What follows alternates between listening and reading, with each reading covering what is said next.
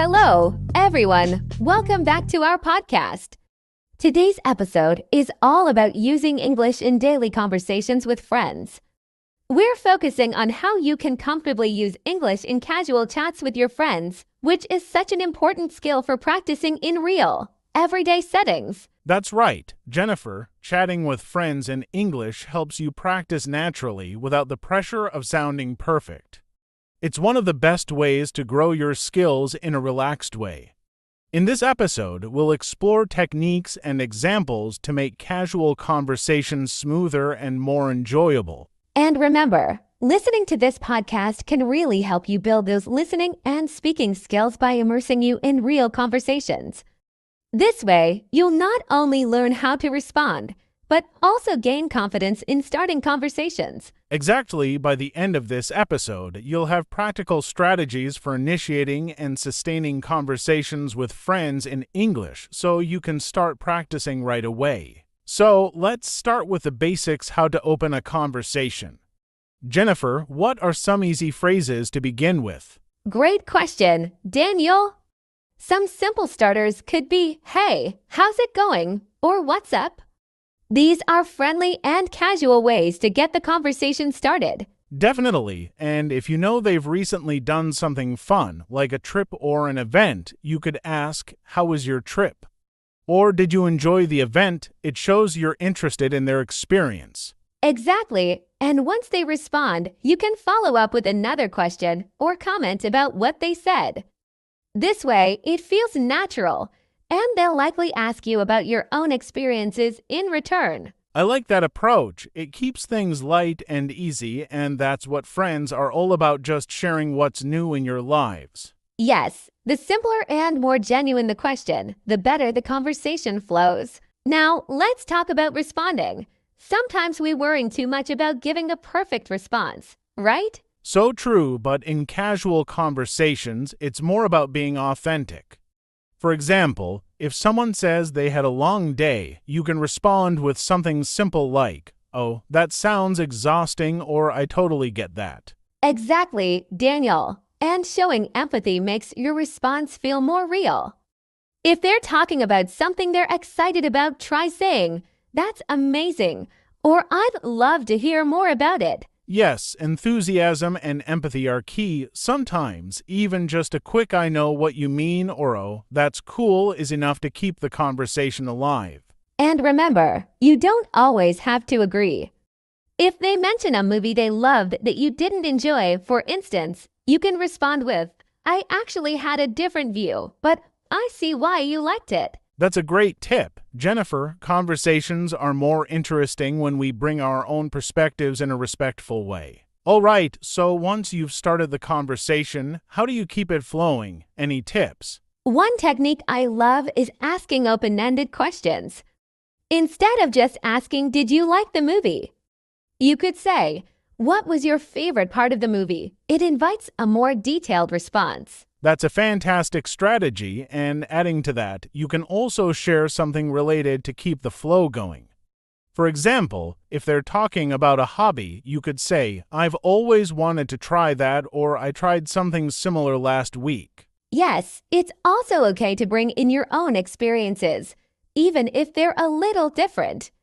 That helps keep the conversation balanced and engaging. And here's a good one: use active listening. Simple phrases like, "That's interesting," or "I didn't know that," show you're engaged without taking over the conversation. Absolutely. Letting your friend know you're interested helps them feel comfortable opening up, and it keeps the conversation natural. Now, what about those awkward silences? They can make anyone feel uncomfortable. True, but a little silence is normal. If you feel like things are slowing down, try bringing up a new topic. You could ask about their weekend plans or mention something interesting you read recently. Yes, you could even bring up something small, like, "Did you see the latest episode of that show we both like?" Or, "Have you tried that new coffee place nearby?" Good one, Jennifer. Also, sharing something funny, like a quick story or a silly observation, can lighten the mood. Exactly. Laughter is a great way to ease any tension. And sometimes you can even acknowledge the silence with a lighthearted, "Well, we both went quiet." It shows you're comfortable. I like that. It's honest and shows that a little silence isn't a big deal in friendly conversations. Now let's talk about showing interest in their opinions. People feel valued when you ask what they think, right? Absolutely. You could say something like, "I'd love to hear your take on this," or "What do you think about that idea?" And if they share something, respond with a follow-up question or comment to show you're really listening. For example, "That's an interesting point. Why do you think that?" Definitely, and respecting their opinions, even if they're different from yours, helps build a stronger connection. Yes, it's all about being open. Friends may not always agree, but understanding each other's views is what matters. And this keeps the conversation interesting and more meaningful. It's a great way to practice deeper, engaging discussions in English. Finally, let's talk about ending a conversation naturally. Any ideas, Daniel? A good way to wrap things up is by expressing that you enjoyed the chat. For example, "I had a great time catching up. Let's do this again soon." Yes, or you could also say, "Thanks for the chat. It was really nice talking." It shows that you appreciated the time spent. Another way is to plan a follow-up like, "Let's grab coffee next week and continue this chat." It leaves a positive impression. And if it's a quick conversation, a friendly "all right, I'll catch you later" works perfectly too. Exactly, Jennifer. Ending on a positive note makes you feel more confident for the next conversation. Let's dive into shared interests. Conversations flow easily when you both have a topic you're passionate about. Jennifer, what's your approach? Good point, Daniel. When you know you share an interest, it gives you so much to talk about. For instance, if you both enjoy movies, you can ask something specific, like, "Have you seen any good movies lately?" This way, it's easier to go beyond simple answers. Exactly, and if you're not sure about their interests, you can share something you recently discovered. Let's say you tried a new recipe or read a new book. You could bring it up and then see if they're interested. They might say, "Oh, I love cooking too," or "I've been wanting to read that book." Yes, and shared interests can really strengthen a conversation. Once they respond, dive a bit deeper. Ask why they enjoy that activity or what their favorite part about it is. When you show genuine interest, the conversation becomes more personal. That's true, and even if you don't share the same interests, being open to learning about theirs is a great way to connect. You can say something like, "I've never tried that, but it sounds fun." It's a friendly way to stay engaged. Absolutely. Showing that curiosity keeps the conversation alive. And who knows, you might even discover a new interest. Now, Daniel, expressing opinions can sometimes be challenging, especially if you're not sure if the other person will agree. How do you handle it? That's a great question, Jennifer. For me, I think it's all about being respectful and framing opinions as personal perspectives. For example, instead of saying, "This is the best way to do it," you could say, "In my experience, I've found this works best." Yes, that's a nice way to phrase it. It keeps the conversation open for different ideas. And if you're unsure about your English, it's fine to say, "I'm not sure if I'm saying this right, but here's what I think." This way, you're expressing yourself while inviting them to understand your view. Absolutely, and acknowledging that you're still learning makes it easier to speak freely. Most people are very supportive when they know you're working on your English skills. Plus, it shows confidence in yourself to try. And that builds stronger conversations. People often respect honesty. So if you're clear about your thoughts, even if it's just, "I think we should try ordering pizza for lunch today," it's a great way to start. This makes room for their views and helps you practice your English in a genuine way. Couldn't agree more. Jennifer, it's about balancing your ideas while staying open to what others think. That's the key to a meaningful conversation. Now, let's talk about reactions and expressions. Sometimes, even small phrases like "really" or "no way" can add energy to a conversation. What do you think, Jennifer? Absolutely, Daniel. those expressions make conversations lively. They show you're listening and reacting naturally, just like in native English conversations. For instance, if your friend shares something exciting, responding with, "That's amazing," or "Wow, tell me more," keeps the chat upbeat. Yes, exactly. And if they mention something surprising, you could say, "Are you serious?" Or "That's unbelievable." These phrases help your English sound more engaging and authentic. Right. It's the small reactions that make a big difference. You can even practice these in front of a mirror or by watching English shows, noting how people use expressions naturally. This way, when you're with friends, they'll come more easily. That's a great tip, Jennifer. Watching shows is perfect for picking up expressions. You can see how people react to different situations, and it helps you learn the right tone and emotion to use. And over time, these phrases become part of your conversation toolkit, making your English sound smoother and more natural. Another way to have balanced conversations is by inviting your friends to speak. Instead of just sharing your thoughts, you can ask, "What about you?" or "How do you feel about this?" That's an excellent habit, Jennifer. It shows that you value their input and want to hear what they have to say. Sometimes people need that little prompt to share their thoughts, especially if they're shy. Yes, and it makes the conversation more balanced. If you're the one leading, giving them space to contribute makes it a two-way interaction. It can be as simple as saying, "I'd love to know what you think." It's also a great way to practice patience and listening skills. Conversations aren't just about speaking, they're about understanding too. This shows you're attentive, which is an important part of English communication. Exactly, Daniel. And if your friend feels included, they'll be more likely to open up. Plus, you might hear some interesting insights. Totally, it's all about creating a comfortable space where everyone feels free to share. That's what real, meaningful conversations are about. As we wrap up, Jennifer, one last tip is to reflect on the conversation. After you finish chatting, think about what went well and where you could improve. It's a good habit for language learners. I agree, Daniel. Reflection helps you learn from each conversation. You could ask yourself, did I use any new phrases? Or was I able to express my thoughts clearly?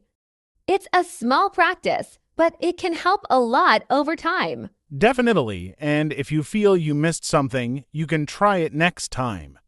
Conversations are all about practice, and each one is a step toward fluency. Yes, and being kind to yourself is important too. Not every conversation will be perfect, but each one brings you closer to speaking English more confidently. Couldn't have said it better. Jennifer, every conversation is a chance to grow, so keep enjoying the process. Now, Daniel, let's discuss setting conversation goals. Having specific goals can help you stay focused while speaking English with friends. What do you think about this idea? I think setting goals is a fantastic strategy, Jennifer. It gives you something concrete to work towards. For instance, you might aim to use 5 new vocabulary words during a conversation. This keeps things exciting and allows you to challenge yourself. Exactly. You could also set goals for the length of your responses. If you usually give short answers, challenge yourself to elaborate more. Instead of just saying, "Yes, I liked the movie," you could say, "Yes, I liked the movie because the story was engaging and the characters were well developed." That's a great example. This way, you're not only practicing your speaking, but also getting comfortable expressing your thoughts in detail. Another goal could be to ask a certain number of questions during a conversation. This keeps the discussion balanced and shows interest. Absolutely. It's all about keeping the interaction lively. Plus, when you set these small goals, you can track your progress over time, which is motivating. And remember, it's important to celebrate your achievements no matter how small.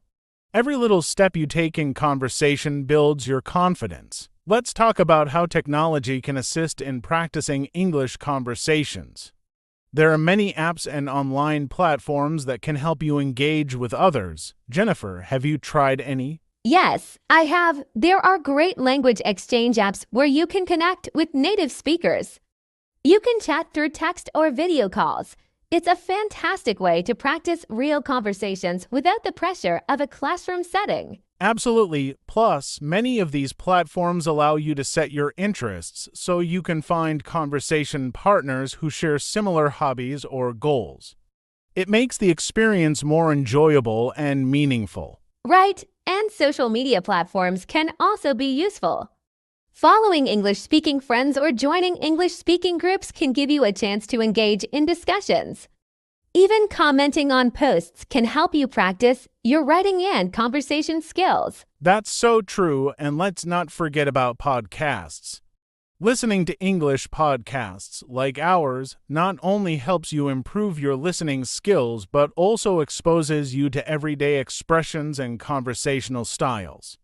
You can pick up useful phrases and practice them when talking to friends. Yes, listening to conversations helps you understand context, tone, and rhythm, which you can mimic in your own conversations. It's a fantastic way to enhance your fluency. Now, Daniel, let's address something many English learners face: nervousness while speaking. It can be tough to push past that feeling. How do you handle it? Great question, Jennifer. I think acknowledging that nervousness is completely normal is a good first step. Everyone feels nervous at times, so remind yourself that you're not alone. A trick that works for me is taking a few deep breaths before starting a conversation. It helps calm those nerves. Yes, deep breathing can make a big difference. Another tip is to practice positive self-talk. Instead of thinking, "What if I make a mistake?"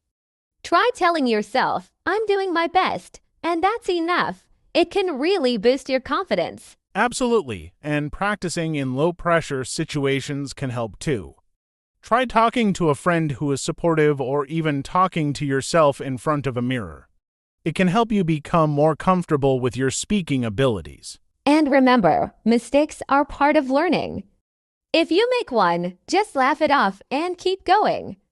Most of the time, people won't even notice. Very true. Everyone appreciates the effort, and it shows your willingness to improve. The more you practice, the more comfortable you'll feel over time. One fun way to practice speaking is through role-playing. Have you ever tried this, Jennifer? Yes, I have. Role-playing different scenarios can be a great way to prepare for real conversations.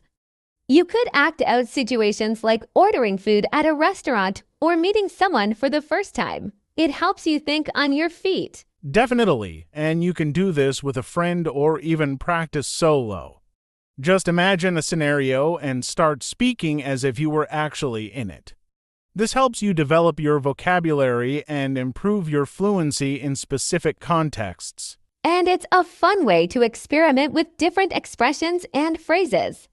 You can try out ways to introduce yourself or ask for help, which will make you feel more prepared when you face those situations in real life. Exactly. Plus, if you're practicing with a friend, they can give you feedback. They might say, "Oh, I think you could say this differently," which can be so helpful in learning. Right, and don't hesitate to use props or visual aids if it helps. For example, if you're role-playing shopping, you can use actual items to make it more interactive and realistic. Now, let's talk about joining conversation groups. This can be a fantastic way to practice speaking in a supportive environment. What's your take on this, Daniel? I totally agree. Jennifer, joining a group where people gather to practice English can be a game changer. It gives you a chance to meet others who are also learning and share experiences, plus you can learn from each other. Exactly, many community centers or online platforms host conversation groups.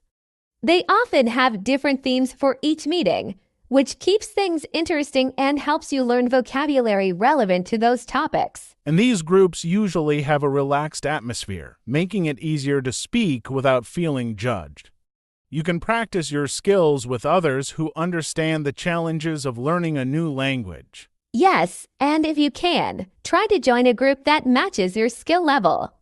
This way, everyone can contribute, and it helps to build confidence as you practice together. Plus, participating in group discussions allows you to hear different perspectives and conversational styles, which can enrich your own speaking skills. Definitely. It's also a wonderful way to make friends who share similar goals. So, whether online or in person, don't hesitate to find a conversation group. As we continue, let's highlight the importance of consistency in practice. How crucial do you think it is, Jennifer? Consistency is key, Daniel. Just like any skill, practicing a little every day can lead to significant improvement over time. Even if it's just 10 minutes of speaking with a friend or practicing alone, it all adds up. Absolutely, and setting a regular time for practice helps build a habit. Whether it's every morning or a few evenings a week, having a routine makes it easier to stay committed. Yes, and you can mix up your practice too. Some days focus on speaking, and other days listen to podcasts or watch English shows to improve your listening skills. Great idea! Balancing different skills keeps it fresh and enjoyable. And if you find you're improving in listening, it'll boost your confidence when speaking. Exactly. Celebrate those small victories along the way. Maybe you notice you're using new phrases more often or feeling less nervous when speaking. Recognizing progress motivates you to keep going. Very true. Remember, learning is a journey, and each step forward counts, no matter how small. As we near the end of our episode, Daniel, what are your final thoughts on using English in daily conversations with friends? I think the key takeaway is to enjoy the process. Conversations should be fun, and the more relaxed you are, the more natural it will feel. Be curious, ask questions, and don't hesitate to express yourself. Yes, and remember that every conversation is a learning opportunity. Don't worry too much about making mistakes. They are part of the learning process. Embrace them. Absolutely. With practice, you'll see improvements, and soon enough, you'll feel more confident in your speaking abilities. Keep challenging yourself and enjoy the journey. Now, Daniel, let's talk about how casual language and slang fit into conversations with friends. I think many English learners are curious about using more informal language. What are your thoughts? Great point, Jennifer. Casual language and slang definitely have their place in friendly conversations. In fact, using these makes your speech sound more natural and relaxed.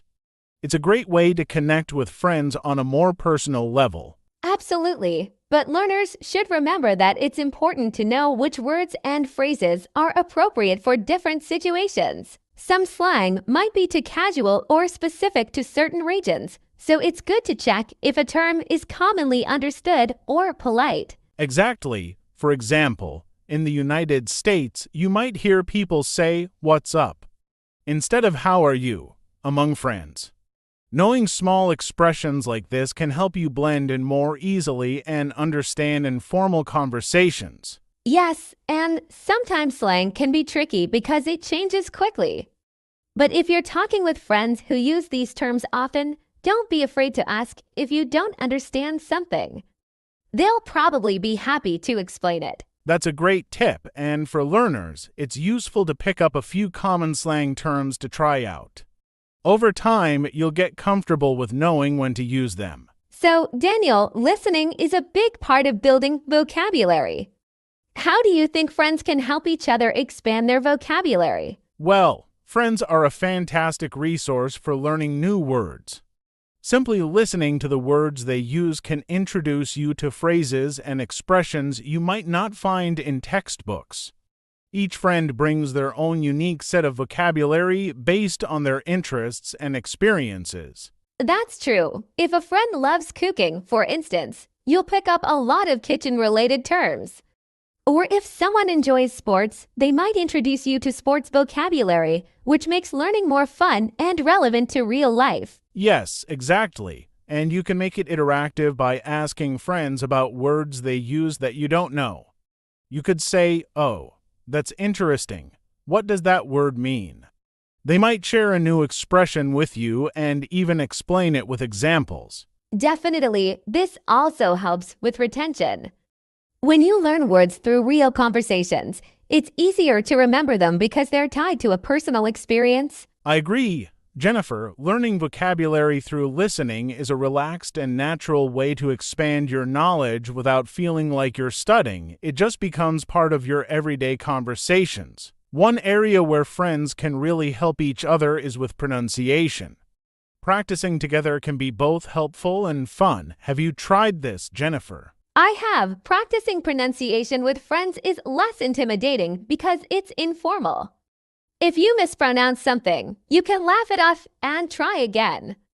It's a comfortable space to improve your skills. Exactly, and sometimes friends can give you feedback or correct you in a way that's helpful but not critical. They might notice small things, like how you stress certain syllables or sounds. Yes, and even mimicking how they say certain words can help you improve. You get to hear the natural rhythm and intonation, which you might miss if you're practicing alone. That's right. Another idea is to pick a few challenging words and practice them together. Make it a game or challenge to see who can say it more accurately. It's motivating and can really help with confidence. Great suggestion. And remember, if there's a particular sound that's difficult, practice it regularly. With friends, you can make it part of your casual conversation, which makes it much easier to work on. Another great way to practice English is by exploring new topics with friends. What's your take on this, Daniel? I think it's an excellent idea, Jennifer. When you dive into new topics, you're forced to think about vocabulary and expressions you don't use every day. Plus, it keeps conversations interesting and varied. Absolutely. You could talk about current events, movies, or even hobbies you're curious about. This way, you get exposed to different vocabulary and learn how to use it naturally. And it's a great way to share knowledge. Maybe one friend knows a lot about technology while another is interested in music. Each person can bring in their own expertise, making the conversation rich and educational. That's a great point. It also allows everyone to ask questions and clarify things they don't understand. If you're talking about a complex topic, don't hesitate to say, "Can you explain that a bit more?" Friends can help simplify things. Exactly, Jennifer. Plus, learning through conversations about interesting topics makes it easier to remember new information. You get to practice not only speaking, but also understanding and interpreting complex ideas. Jennifer, misunderstandings happen even when we're fluent. What should learners do when there's confusion in a conversation? Great question, Daniel. Misunderstandings are normal, and the best way to handle them is to stay calm. If you don't understand something, it's completely okay to ask for clarification. Just say, "Could you repeat that?" Or "I didn't quite catch that. Could you explain?" Exactly, and sometimes rephrasing your question or response can help as well. You might say, "Just to clarify, are you saying you want to go to the beach instead of the mountains?" It shows that you're engaged and willing to understand. Yes, and if the misunderstanding is due to a language barrier, laugh it off. It's part of the learning journey. Most people will appreciate that you're trying and will help make things clearer. Definitely. Also, if you're the one who wasn't clear, take a moment to rephrase your words. Simple adjustments can make a big difference in how well you're understood. And remember, it's all part of improving your English skills. Each misunderstanding gives you an opportunity to learn and grow, so embrace it as a positive step forward. So, Daniel, let's wrap up by talking about keeping conversations enjoyable. How can learners ensure their conversations feel authentic and relaxed? Good question, Jennifer. I think the key is to be yourself. If you're genuine and open, conversations will naturally feel more comfortable. Don't stress about using perfect grammar or vocabulary. Focus on expressing your thoughts. Exactly. It's better to be genuine and make small mistakes than to sound too formal. With friends, conversations should be fun and casual. You can share personal stories, experiences, or even jokes to lighten the mood. Absolutely. Humor can make a conversation so much more enjoyable. And it's a great way to learn informal phrases and slang in a comfortable setting. Yes, humor is a fantastic tool. And when you're enjoying the conversation, you're more likely to remember the language you're practicing. It's a win-win. So true, Jennifer. Just focus on the experience and stay curious. Ask questions, share ideas, and enjoy the flow of language. That's what makes speaking English with friends so rewarding. Daniel, one thing we haven't touched on yet is setting personal goals for English conversations. How important do you think this is for learners? I think it's incredibly important, Jennifer. Setting small, achievable goals for your conversations can make a big difference in progress. It gives you a purpose and something to focus on, which keeps you motivated. For example, you might set a goal to learn 5 new expressions by the end of a week or to speak without pausing as much. Absolutely, and the goals don't have to be big. Sometimes, just aiming to ask one question in each conversation or trying out a new expression can be enough. When you reach these small goals, it builds confidence over time. Yes, and it's motivating. When you set goals that fit your current level, you get that sense of achievement without feeling overwhelmed. Plus, you can see your progress as you go, which keeps you going. Definitely, Daniel. And setting goals also gives your practice more direction. Instead of just talking without a focus, you can try to incorporate what you've been learning. For example, if your goal is to practice using past tense, you can focus on sharing past experiences with friends. Exactly, and don't be afraid to share your goals with friends. They can help you stay on track and even practice with you. A supportive friend can make language learning a much more enjoyable journey. I think a big part of building confidence in speaking is learning to embrace mistakes. What's your perspective on this, Daniel? I completely agree, Jennifer. Mistakes are a natural part of learning any language. And honestly, they're one of the best ways to learn. When you make a mistake, you often remember the correct way afterward. It's like each error brings you closer to fluency. Exactly, Daniel. And friends are usually very understanding. Most people won't even notice small mistakes, and if they do, they might just help you out. Sometimes, people even appreciate your effort more because they see you're genuinely trying. Right, and making mistakes actually shows that you're pushing your boundaries, trying out new phrases and structures. If you never make mistakes, you're probably playing it safe. Taking risks in language use helps you grow. Absolutely. And if you laugh off mistakes, it creates a positive atmosphere. I've found that friends and colleagues are often more willing to help when they see you're open to feedback and not afraid of making errors. That's a great attitude to have, Jennifer. Plus, each mistake you make in a friendly conversation is a mistake you're less likely to make in more formal settings. So, embrace those errors, they're valuable learning tools. Here's another idea for improving conversational skills: practicing specific scenarios with friends. What do you think about that, Daniel? That's a fantastic suggestion, Jennifer. Practicing specific scenarios can be incredibly helpful, especially if you have certain situations in mind, like ordering food at a restaurant or discussing your weekend plans. It builds confidence because you're ready for these everyday interactions. Definitely. You could even role play with a friend. One person could pretend to be the cashier, for example, and the other person orders. It sounds simple, but it's very effective for becoming comfortable with common phrases and vocabulary. I love that idea, and it can be a fun exercise, too. Friends can take turns playing different roles, and it gives both of you a chance to practice. You get to hear how your friend phrases things, which might give you new ideas. Right, Daniel? And you can switch up the scenarios. One day, you could practice small talk, and another day, you could try a more formal conversation, like meeting someone new or discussing a movie you watched. Exactly. Practicing a variety of situations prepares you for real-life conversations. And if you make it a habit, you'll find that everyday English conversations feel much more natural over time. Jennifer, texting is another great way to practice English with friends. It's less pressure than speaking, and it gives you a chance to think about your responses. What do you think? I totally agree. Daniel, texting is such a useful tool. It's like having mini conversations throughout the day. And since it's slower paced, you can focus on choosing the right words and expressions without feeling rushed. Yes, exactly, and you can practice things like sentence structure and vocabulary.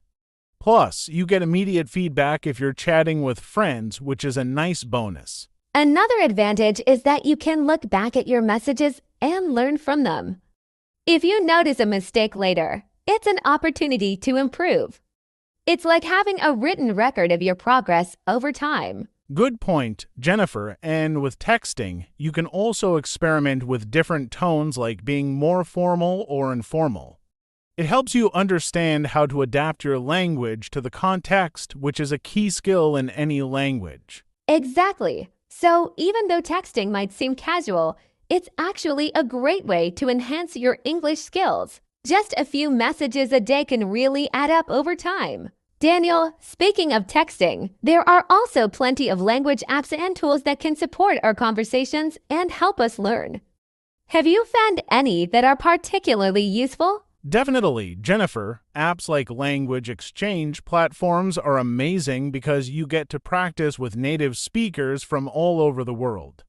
It's like having a conversation partner at any time of day, which really boosts your speaking confidence and vocabulary. Absolutely. And some apps even have built-in corrections, so if you make a small mistake, you get feedback right away.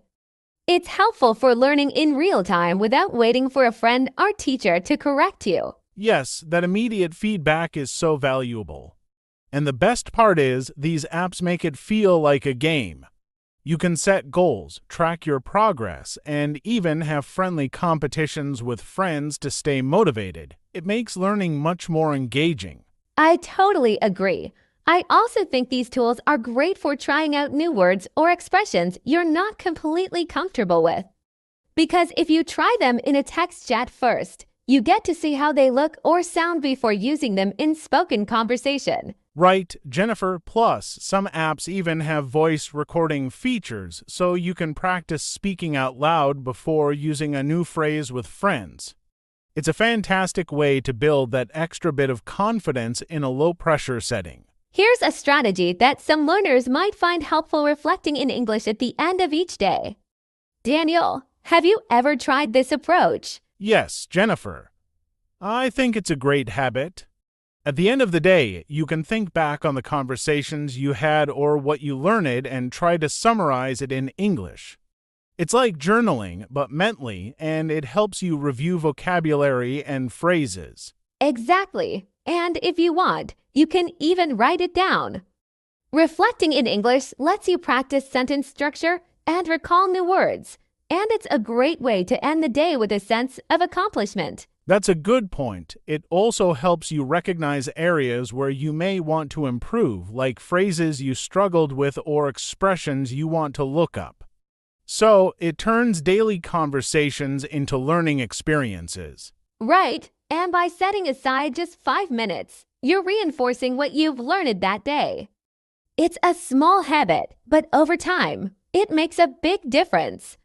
It builds your confidence, and it keeps your goals fresh in your mind. Plus, it's relaxing. It's a great way to unwind at the end of the day while also reinforcing your English skills. It's a win-win. Daniel, do you think watching English news or media helps with improving conversational skills? Absolutely, Jennifer. Watching English news or listening to podcasts gives you real-world language exposure with vocabulary and expressions you'd hear in everyday life. Plus, it's a great way to stay informed and see how English is used in various contexts. I agree, and it also gives you something relevant to talk about with friends. You can bring up news stories or topics from shows, which is a fantastic way to initiate a conversation and share opinions in English. Right, and when you watch or listen, try pausing and repeating phrases that stand out. It's an easy way to practice pronunciation and understand how sentences flow naturally in conversation. Yes, and for those who find news difficult to understand at first, starting with English subtitles can help. It allows you to read along and learn how words are connected in natural speech without feeling lost. Good point, Jennifer. Plus, there are plenty of platforms offering news summaries or simplified versions for learners.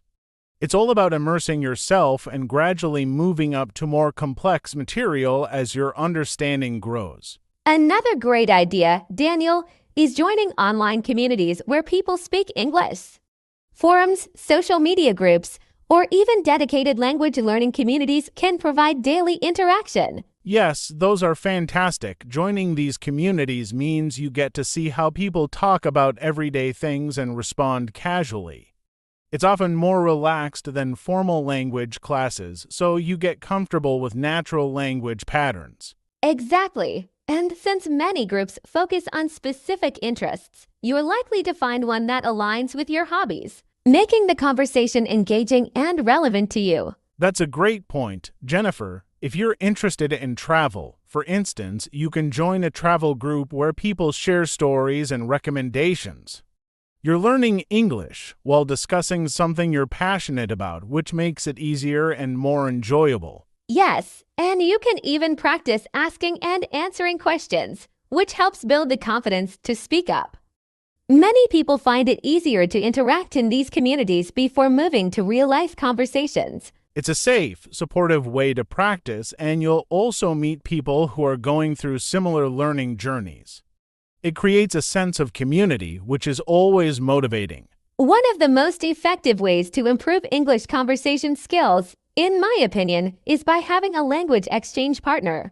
What do you think, Daniel? Oh, absolutely, Jennifer. Having a language exchange partner means you can practice speaking in real time with someone who is also interested in learning.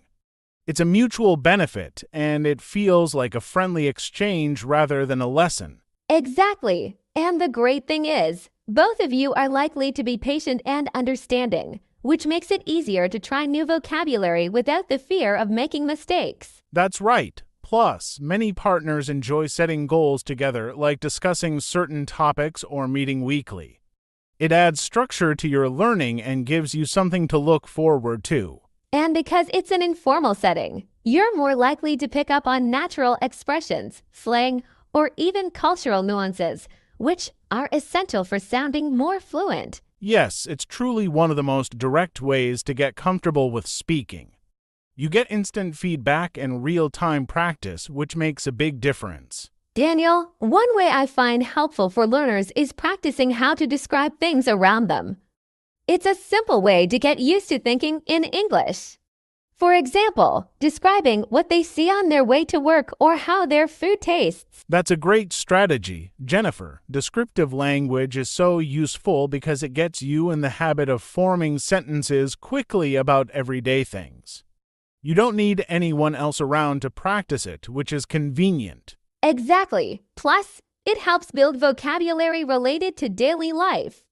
You start noticing things in more detail and learning the English words for them, which naturally improves your fluency. Yes, and when you practice this, try to think of words beyond the basics. For example, instead of just saying the sky is blue, try saying the sky is a bright, cloudless blue today. Adding details makes your English sound richer. I agree. And when you do this regularly, you'll notice it's easier to respond quickly when people ask you about your day or surroundings. You're already familiar with the vocabulary, so your mind doesn't have to search for words. Exactly, and it becomes automatic over time. It's like building up a muscle. The more you practice describing things. Here's a slightly different approach using mindfulness techniques to focus on speaking and thinking in English. Sometimes, slowing down and concentrating on the present moment can help you process words better. That's an interesting angle, Jennifer. Mindfulness can actually help you stay calm and reduce the anxiety that sometimes comes with speaking a foreign language. Yes, and when you're mindful, you're more aware of how you're structuring your sentences and the words you're choosing. It's a way to be fully engaged with the language without feeling rushed. Exactly. Plus, being mindful also means paying attention to how native speakers respond. Observing their expressions, tone, and phrasing can be as helpful as the words they're using. It adds another layer to your learning. That's a great point. It also helps to pause and consider what you want to say rather than rushing through a sentence. This way, you become more intentional with your responses, which can build confidence over time. And it's a reminder that it's okay to take a moment to gather your thoughts. The goal isn't to speak fast, but to speak clearly and confidently, and mindfulness helps a lot with that. Another effective strategy is to cultivate curiosity and ask questions, even to yourself. By practicing the habit of asking questions in English, you keep the conversation going and naturally expand your vocabulary and grammar usage. That's true, Jennifer. When you're curious, you'll start to think in English without forcing it. For example, you might think, "What's the name of this plant?" Or "How do people say this phrase in English?" It's almost like an internal conversation you're having. Yes, and it's great for building confidence too. Asking questions also shows you're engaged in learning, which helps you pick up new information faster. You start associating English with things you're genuinely interested in. Right, and this can work in everyday settings. If you're watching a movie or reading an article in English, ask yourself questions about what's happening. It keeps you involved and makes the language feel more relevant to you. Absolutely. And over time, as you practice this habit, you'll notice that thinking in English becomes second nature. It's like creating a mental environment where English is always present, even when you're just observing things around you. Exactly. Jennifer, the more questions you ask, the more you're training your brain to process things in English. It's an indirect but very powerful way to practice. Another method I'd recommend is practicing storytelling.